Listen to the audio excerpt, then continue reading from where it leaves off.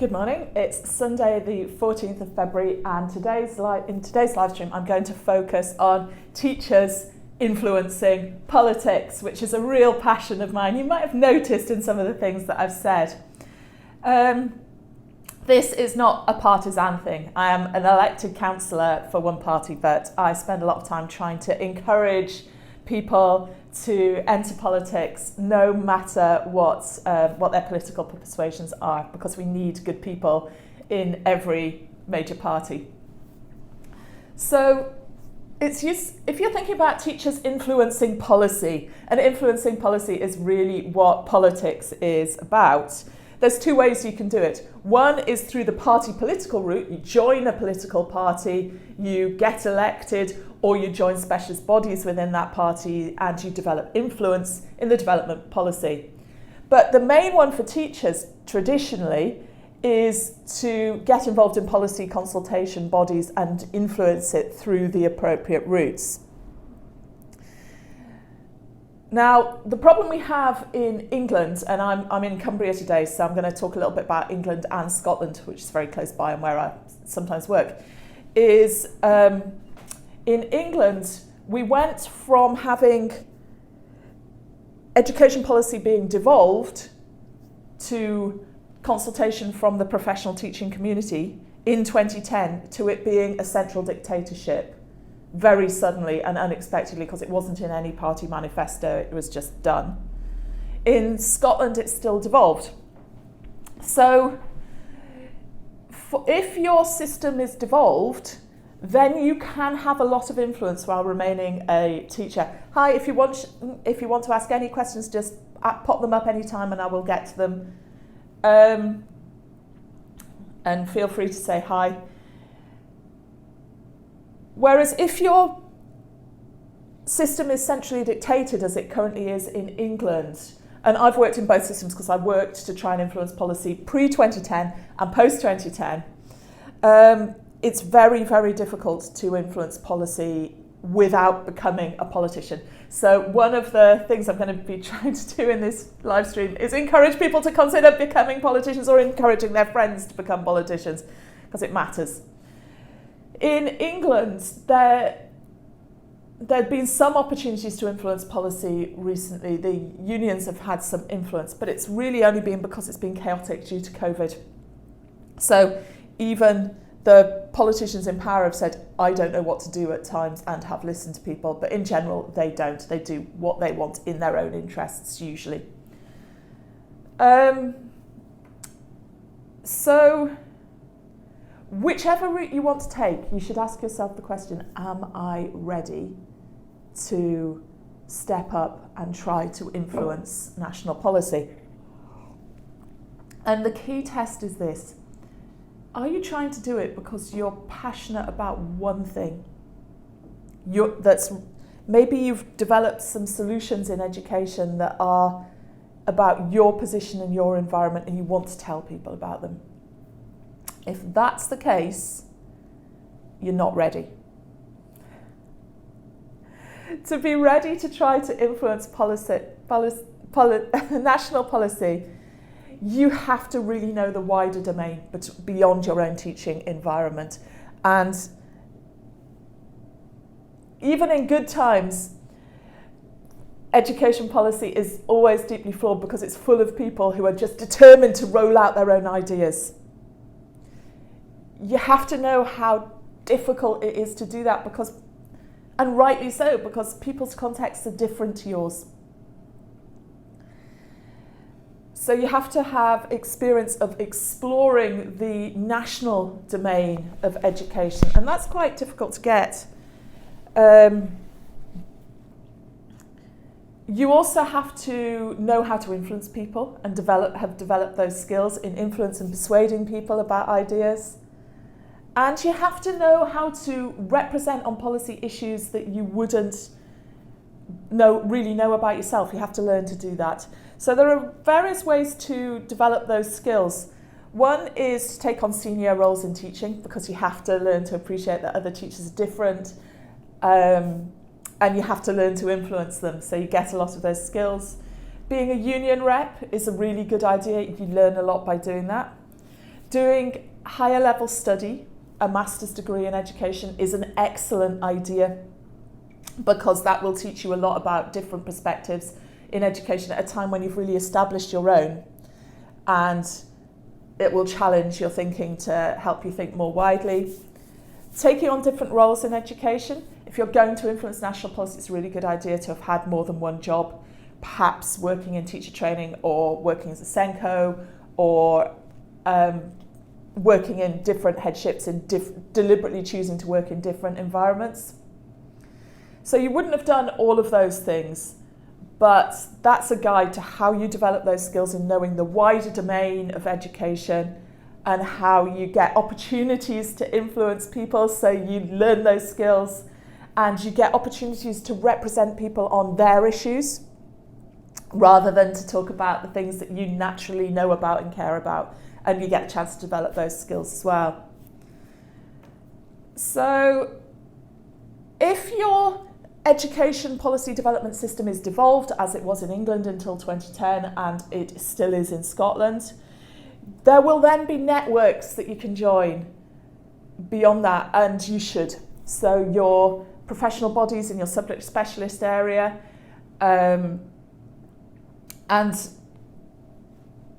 just talking to people, you should be able to help to map out your own national domain of how influence exists. If you start in one body and talk to people, you'll find what other bodies they're members of and how you start to have influence and how it works in your context.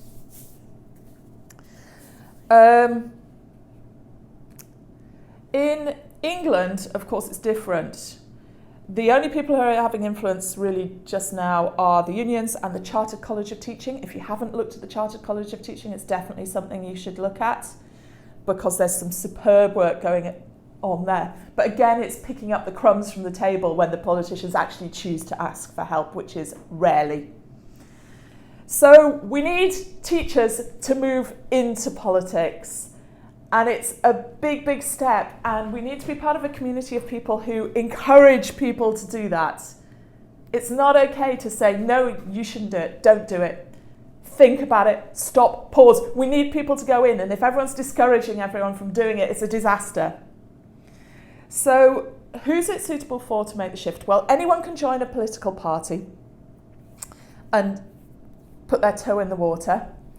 If you've got the lowest level of elected councillor in your area, that's unpaid councillors, and not every area has them, but that's something you can do. And in rural areas, they're apolitical, the parish councils, so there's really no issue with you doing that.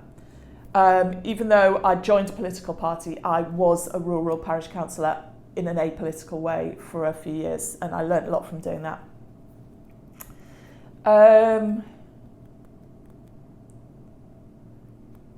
What else can you do? Oh yeah, when you join a political party, if you go to conferences, you learn so much so quickly, and you make friends.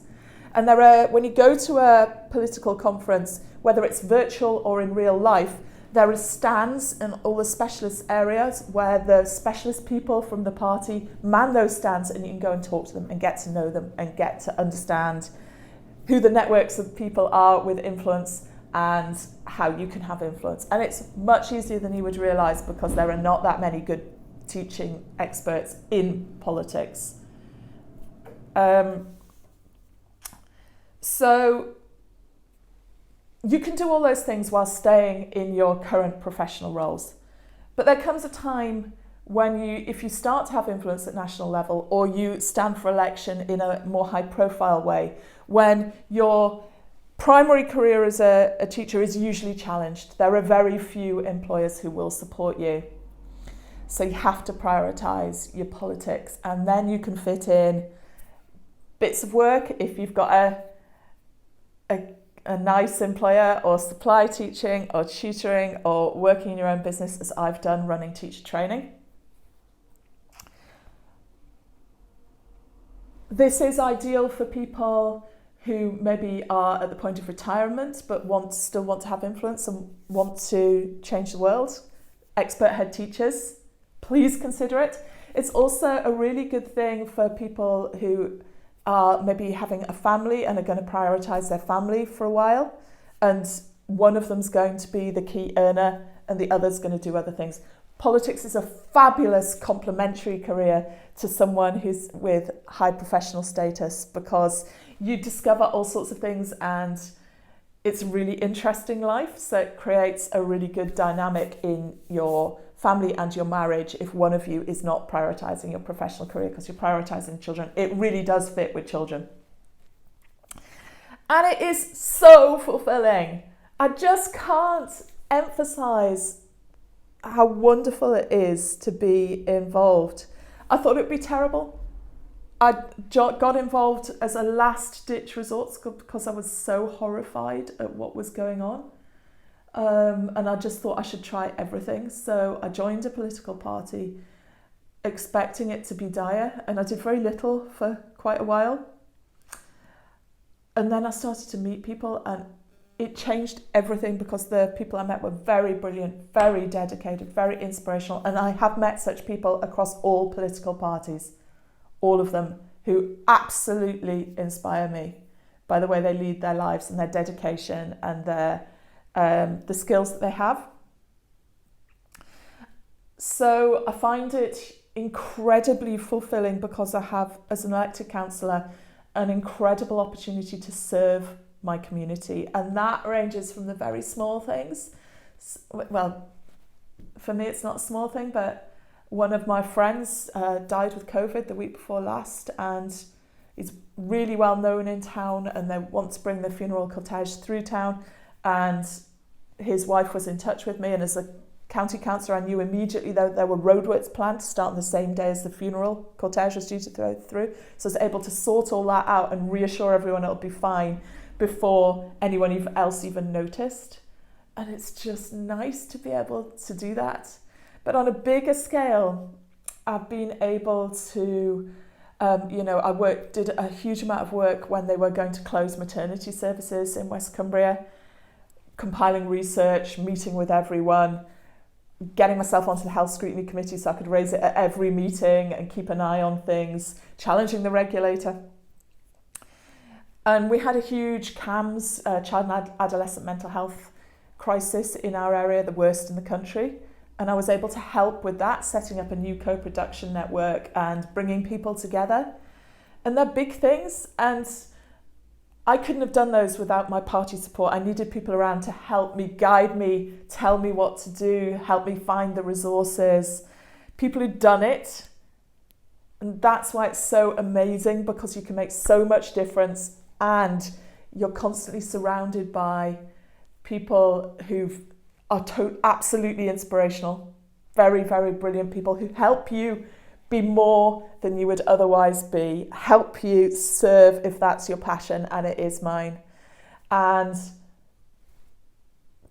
just, it's an amazing way to live. And my work in maths education is much, much better because I've been able to step outside the resourced environment in England, which is only to roll out the dictated government strategy. So you can't get employment, you can't be resourced and networked because expert practice was shut down in order to concentrate power into the hands of the government.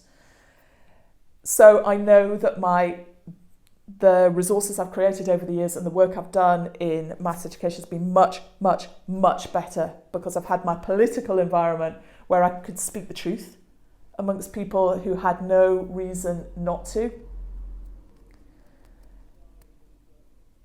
So I hope that's inspired you a little bit to think about, hey, maybe I could get involved too. Please join a political party, especially if you're in England, because we desperately need good people in every political party, saturating the education bodies, making sure they are grounded. That's why policy is so bad, because teachers aren't there and they need to be there. You assume there's this body of people who know what they're doing, even if it doesn't look like they do, but you somehow still assume that, and there just aren't. We teachers need to move into politics, and even if your politics are still devolved, you need to have some good teachers in politics to make sure that that continues to be the case. And it can be hugely fulfilling for people to swap across to politics because you do so much beyond teaching. I've done an awful lot of work in health, which has been really fulfilling, and in other areas of policy. It's an interesting and an authentic life to lead. So if you've any questions at all, please post them in any of the feeds on this video or in the questions on YouTube. Thanks for watching. Consider politics, but as well, look around your community of teachers. Are there people who might be going in on that journey where they're going to have a companion career to a partner and be a homemaker and could consider politics?